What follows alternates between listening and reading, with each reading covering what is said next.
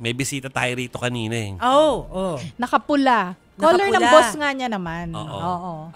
Yusek Claire Castro po ay pumunta rito. Pero pumunta siya dahil meron talaga siyang series of interviews. Ano po?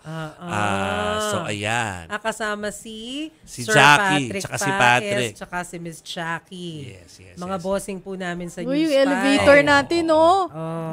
Yan. Tsaka si Ayan. IC.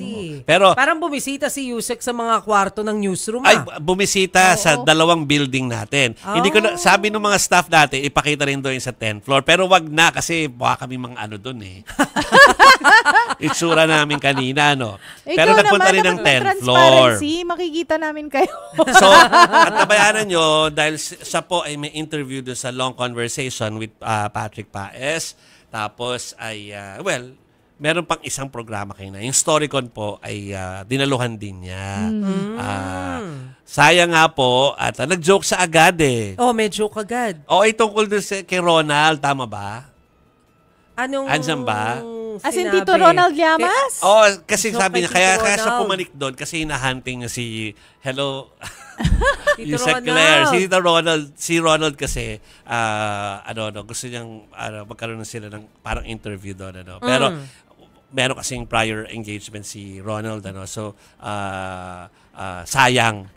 Gusto pala ni Ante Claire si Tito Ronald na mag-interview. Ang ano niya, may request. May request pa pala. Sabi nga, ang biro ni Yusek Claire kanina, kung wala ba si Ronald, i-reschedule na lang natin to.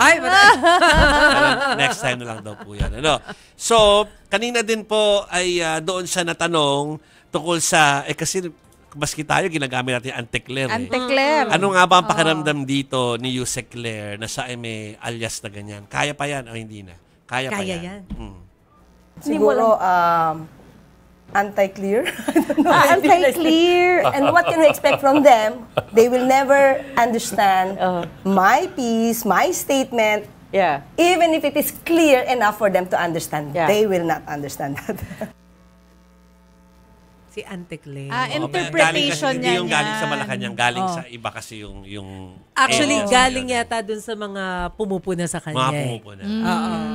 So parang hindi daw siya parang tanggap na rin naman ni Yusek na yun yung tawag sa kanya.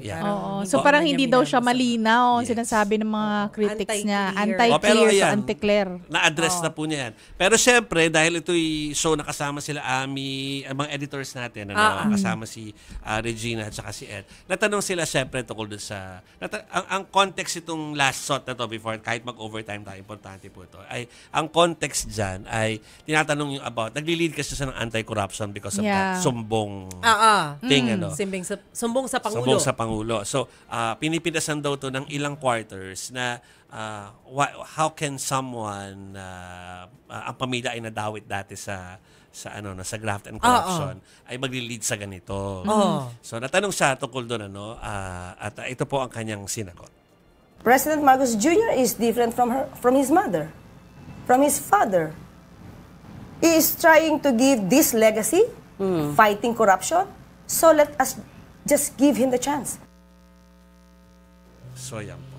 Okay. So yung mga kabuuan ng kanyang interview ay nasa Storycon. Yan. Tapos yung isa pang, yung medyo profile interview ko sa kanya ay kay Longcon with Patrick Paes. Nasa YouTube may schedule lahat yun. na ba yan? This weekend po yata. We'll give you that pagdating po nung Siyempre, kailangan ko panoorin yan. Mamaya pagdating mo sa palasyo, sabihin niya, pinanood mo ba? Follow-up question.